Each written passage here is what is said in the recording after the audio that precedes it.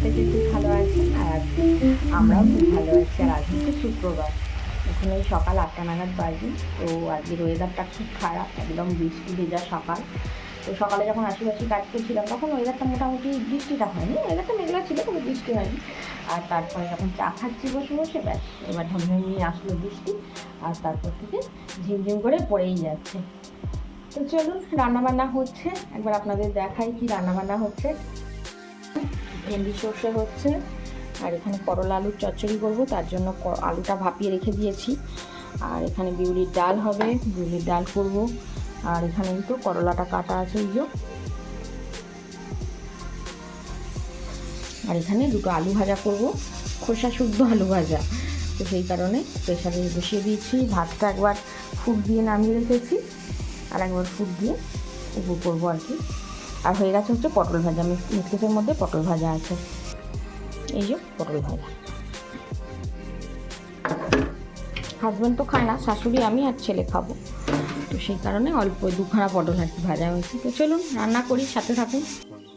এই যে প্রচণ্ড বৃষ্টি পড়ছে। হাজব্যান্ড তো গাড়িটা নামিয়ে দিয়েছিল বাইরের সামনেটাতে, আবার তুলে দিয়েছে গাড়িটা।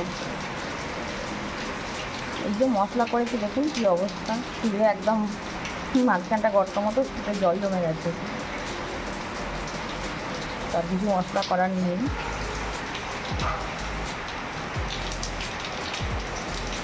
এই ভিজে ভিজে কাজকর্ম করতে না সমস্যা হয়।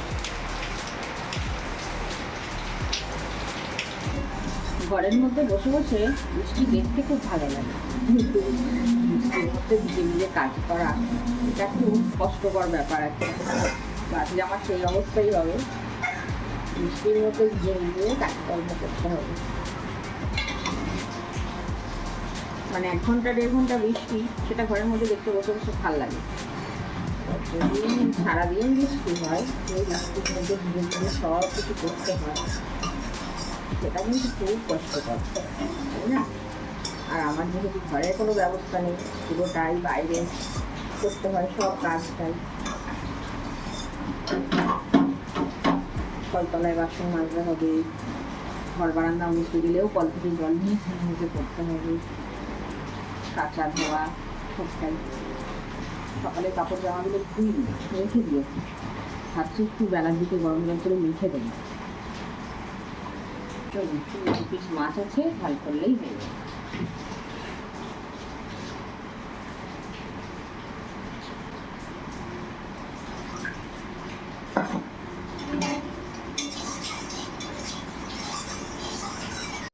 এই যে হাজব্যান্ড আজকে নিয়ে যাবে হচ্ছে মুড়ি, একটু বেশি করেই দিয়ে দিই, ওখানে রেখে দেয় আর কি। তো 2 দিন হয়ে যাবে যা দিয়েছি, নিয়ে যাক।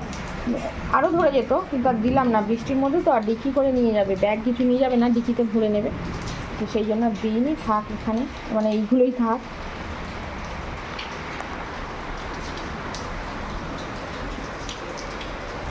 শশা পড়েছ?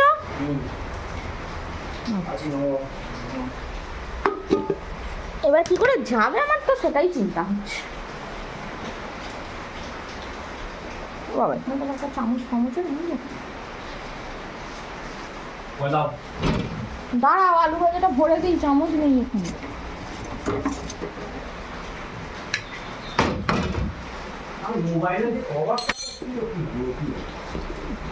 আবার এঁটেছো কেন? আকাশ না ডাকলে কোনো অসুবিধা নেই। আকাশ ডাকলেই তো সমস্যা, আর বিদ্যুৎ চমকাচ্ছে যা, ভয়ও লাগে বাবা।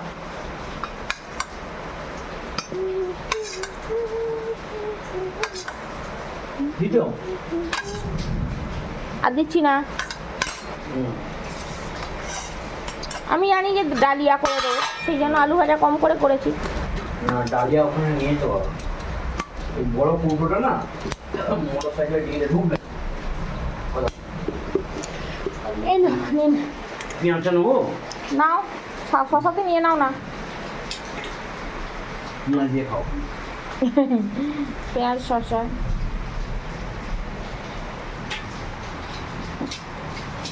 ছেলেটা গেছে স্কুলে, এবার কখন বৃষ্টি ছাড়বে সেটাও তো এর ব্যাপার।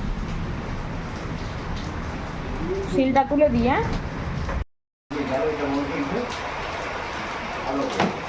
আমার সেফ রইলো। এবার মোবাইল ফোনের ওর মধ্যে ভরে নেবো, একটা জামা নিয়ে নেবো। জামা প্যান্টের সেট রেখে আসুনি ওখানে? আছে একটা, আছে থাক, একটা নিয়ে নেবো। যাও, এবার আস্তে আস্তে আমাকে ভিজে ভিজে কাজ করতে হবে, আমার সেটাই টেনশন হচ্ছে। ওদের রেডি করে নিল, এবার ড্রেস পত্র পরে রেডি করে বেরিয়ে যাবে। এবার আমাকে নিজে নিজে কাজ করতে হবে, আমার সেটাই এখন টেনশন হয়ে যাচ্ছে। এই অজর ধারায় বৃষ্টি, তো দেখছি ছাতা মাথায় দিয়ে দিয়ে জল নিয়ে আগে ঘরগুলো মুছে নেবো, তারপর থালা বাসন মাজবো। প্রথমে ভেবেছিলাম যে ঘরগুলো আগে মুছে নেব, তারপর থালা বাসনগুলো ধোবো। তারপর ভাবলাম যে না, এখন একটু দেখছি বৃষ্টিটা হালকা পড়ছে, হালকা মানে বেশ ভালোই পড়ছে, তবে যেরকম পড়ছিল সেরকমটা আর পড়েনি। তো যাই হোক, আগে সেই কারণে, আর কলতলায় যেহেতু ছাতাটা লাগানো আছে, বড় অসুবিধা নেই, সেই কারণে আর কি ওই মানে বাসনগুলোই মেজে নিলাম। আর ওই সামনে বাড়ির কাকিমার ছেলে আমার হেয়ার ড্রায়ারটা চাইতে এসেছে। সত্যি এই সমস্ত জিনিসগুলো না মানুষকে দিতে খুব খারাপ লাগে। আমি ওই যে একটা মানে আমরা মেয়েরা যে একটা ভাতা পেতাম, তো যাই হোক সেই টাকায় কিন্তু এই হেয়ার ড্রায়ারটা কিনেছিলাম। তো এই সমস্ত কষ্টকর জিনিসগুলো কিনে মানুষ যদি বাড়িতে চাইতে আসে, শখের জিনিসগুলো, কিন্তু ভালো লাগে না বলুন? কিন্তু আছে যেহেতু জানে, এবার না দিলেও তো নয়, বলবে যে দিল না। তো যাই হোক, বাসনগুলো, ধোয়া বাসনগুলো সকালে সব মানে মেজে ওই উঠোনেই রেখেছিলাম বা ঝাঁকা শুদ্ধ, আর সেগুলোই দেখছি সব ওপর থেকে নোংরা পড়েছে। তো যাই হোক, সেগুলো সব একটু ভালোভাবে ধুয়ে নিলাম। আবার এখনকার মাজা ধোয়া বাসনগুলো মেজে ধুয়ে একবারে রান্না দুয়ারটা যেহেতু মুছে নিয়েছি, রান্নাঘর দুয়ার, তো সেই কারণে রান্না দুয়ারে তুলে দিলাম। উঠানে রাখলে আবার নোংরায় ভর্তি হয়ে যাবে। বাসনগুলো গোছগাছ করলাম, মানে মাজা ধোয়া বাসন আবার জলে, আর উপর থেকে যেহেতু সিমেন্ট বালি নোংরা পড়ছে, পুরো বাসনগুলো নোংরা হয়ে গেছে, তখন তুলতে হলো ডবল করে। যাই হোক, কিছু করার নেই। আর এখন একটু ওই তো গরম জল বসিয়েছি, কারণ হচ্ছে ওই যে বাসি কাপড় জামাগুলো ছেড়ে রেখে দিয়েছি, কাচবো বলে প্ল্যান করে, কেচেই দিই, কারণ ধুলেও ধুতে হবে আর কাচলেও কাচতে হবে, এই হচ্ছে ব্যাপার। যাই হোক, মেখে দিয়ে ভাবছি ঘরগুলো মুছবো, তারপর কেচে নিয়ে একেবারে স্নান করে উঠবো। আর বৃষ্টির দিনে তো এই অবস্থা হবেই আমাদের গ্রামাঞ্চলের বউদের, তাই না? কিছু করার নেই। আবার ওই কাকিমার ছেলেটা এসেছিলো হেয়ার ড্রায়ার নিতে। দেখুন না, এই সমস্ত জিনিস চাইলে না বড্ড খারাপ লাগে। এই সমস্ত জিনিস 1-2 পয়সার জিনিস নয়। ওই হেয়ার ড্রায়ারটা অনেক টাকা দাম নিয়েছিল, প্রায় মনে হয় ফিলিপসের হেয়ার ড্রায়ার তো 1200 না 1300 টাকা দাম নিয়েছিল। এবার এই সমস্ত জিনিস পর মানুষ নিয়ে যদি নষ্ট হয়ে যায়, মানুষকে মুখের উপর নাও বলা যায় না, কারণ তার বাড়িতেও আমি কাপড় জামা শুকনো দিতে যেতাম যখন আমার বিয়ে হতো আর কি, ঘর হয়েছিল। যাই হোক, ওই দিতে এসেছে। তো ঘর-টরগুলো তো সব মুছে নিয়েছি, সমস্ত সব কাজ কমপ্লিট, শুধুমাত্র এই কাচাটা বাকি আছে। তো যাই হোক, এদিকে যত নোংরা আবর্জনা আছে সেগুলো ফেলে দিয়ে আসবো। তার আগে ভাবলাম দুটো মুড়ি খাই, কারণ মুড়ি খেতাম না, ওই তরকারিটা গতকালের ছিল, এবার ওটা তো খারাপ হয়ে যাবে, না হলে ফেলার দফাতেই যাবে, কাজেই আর কি আমাকে অগত্যা খেতেই হলো। তো সেই কারণে দুটো মুড়ি খেয়ে নিচ্ছি, খেয়ে নিয়ে একবারে নোংরা যা কিছু আছে সব ফেলে দিয়ে আসবো, দিয়ে এসে কাচা ধোয়া করে একদম স্নান টান করে উঠবো, কারণ প্রচণ্ড ভিজে গেছি। আমি যে চেয়ারে বসে খাবো মানে সেই পরিস্থিতিটাও নেই, সেই কারণে দাঁড়িয়ে দাঁড়িয়েই আর কি খাচ্ছি, বারান্দায় ঝাঁক করে মানে দাঁড়িয়ে দাঁড়িয়ে খেয়ে নিচ্ছি আর কি খাবারটা। তো কী আর করা যাবে, আমাদের গ্রামাঞ্চলের মেয়ে বউদের এরকম কষ্ট করেই জীবনযাপন। বর্ষাকালটা এলে খুবই কষ্ট হয়। আর অনেক দিন পর আজকে একটু তেল মাখার শখ হলো, তেল মাখার শখ হলো বলবো না, তো মাথায় না তেল দেওয়াই হয় না, আর বিশেষত প্রচণ্ড গরমে তেল দিলে, এই তো মাথায় একদম চুল হালকা হয়ে গেছে, পাতলা চুল, তার উপরে তেল দিলে না প্রচণ্ড ঘাম দিয়ে, তেল দিয়ে একদম পুরো তেলে ঘামে পুরো একাকার কাণ্ড হয়ে গিয়ে মুখ দিয়ে গড়াতে থাকে, খুব অস্বস্তি লাগে। তো সেই কারণে গরমটার মধ্যে আর তেল দিইনি। তো আজকে একটু ঠান্ডা ঠান্ডা ওয়েদার আছে, তো সেই কারণে আজকে একটু তেল দিয়েছি মাথায়। মাথায় তেল দেওয়া কিন্তু খুবই ভালো।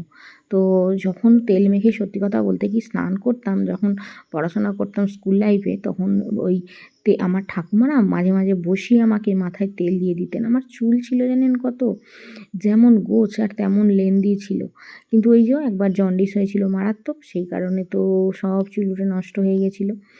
আর এখন প্রায় 2:45 বাজে, এখন ভাত খাচ্ছি। কেন বলুন তো, ওই যে 12টা নাগাদ মুড়ি খেয়েছি, তো সেই কারণে স্নান দান করে মানে ঝটপট ছেলেটাকে আর শাশুড়িকে ভাত দিয়ে দিলাম, কারণ ছেলেটা স্কুলে গেছিলো, স্কুল থেকে আসতে ওই মাছ ভাজা দিয়ে আর যা রান্নাবান্না করেছিলাম সব কিছু দিয়ে ভাত দিয়ে দিয়েছি। এখন করেছি কি, একটা ডিম, মানে আমার একটা ডিম ভাজতে যাচ্ছিলাম, আর আমিও না নিরামিষ একদম খেতে পারি না, যেন একটুখানি হলেও মাছ কি ডিম হলে খুব ভালো হয়, আর চিকেন বা মাটন হলে তো কোনো কথাই নয়। তো যাই হোক, সেসব খাবার তো আর রোজ দিন হয় না, খুব রেয়ার হয়। তো যাই হোক, একটু ওই ডিম ভেজে নিলাম একটা, আর ছেলেটাও বলে কি মা আমার জন্যও তাহলে একটা ডিম ভেজো। তো সেই কারণে ওর জন্য একটা ভেজেছি, আমার জন্য একটা ভেজেছি। ও কিন্তু আমার উল্টো দিকে বসে বসে ডিম ভাজা খাচ্ছে আর কি বাটি করে। তো ওকে আর দেখায়নি, কারণ খালি গা হয়ে আছে। তো যাই হোক, আমি এদিকে ভাত খাচ্ছি। আর ভাত তরকারি তো সব একদম ঠান্ডা, যাকে বলে জলের মতো, কারণ সেই তো সকালে রান্না করেছি। আর এমনিই মেঘলা দিনে সব ঠান্ডা হয়ে গেছে। তো গরম গরম একটু ডিমটা ভেজে নিলাম, তো খেতে বেশ ভালোই লাগছে। আর এদিকে সকাল থেকে তো ভিজে ভিজে কাজকর্ম করছি এক এক করে, বৃষ্টি তো একদমই ছাড়েনি। আর তার উপরে স্নান করেছি, একদম পুরো মানে শীত ধরে গেছে যাকে বলে। তো ফ্যানের হাওয়া কিন্তু আর আজকে লাগছে না আর কি, মানে ফ্যান চালাতে হচ্ছে না। তো যাই হোক, ভাত কটা খেয়ে নিই, খেয়ে নিয়ে একটু বসবো। আর রাত্রে না রুটি তরকারি করতে হবে, তার জন্যও আমার এখন থেকে টেনশান হচ্ছে। ওই তো ভিজে ভিজে এদোর ওদোর করতে হবে আবার। তো যাই হোক, আর হাজব্যান্ড মুড়ি নিয়ে গেছে, রুটি তো করতেই হবে। আর কালকেও না, গতকাল রাত্রে মুড়িই খেয়েছে। কারণ কি বলুন তো, তরকারি টরকারি করে এবার রুটি তৈরি করবো বলে রেডি হচ্ছি, এমন সময় আমার বাবুর যে ইংলিশ টিচার, উনি পড়ান, ইংলিশ পড়ান বাবুকে। তো যাই হোক, উনি আমাদের বাড়ি হঠাৎ করে এসেছিলেন। তো সেই কারণে ওনার সঙ্গে গল্পগুজব করতে করতে আর কি দেরি হয়ে গেল। উনি তখন ওই 9:45 নাগাদ বাড়ি গেলেন। তখন কি আর রুটি তৈরি করতে ভালো লাগে বলুন? তো সেই কারণে আর রুটি তৈরি করা হয়েছিল না। ওই হাজব্যান্ড, ছেলে সবাই মুড়িই খেয়েছিল, আমিও মুড়ি খেয়েছিলাম। তো যাই হোক, আজকে রুটি করতেই হবে, ঝড় বৃষ্টি প্রলয় যাই হয়ে যাক। তো চলুন, আজকের পর্বটা এখানেই শেষ করছি। আপনারা সবাই ভালো থাকবেন, সুস্থ থাকবেন, সাবধানে থাকবেন। আর আমার ভিডিও যদি ভালো লাগে অবশ্যই লাইক দেবেন। টাটা।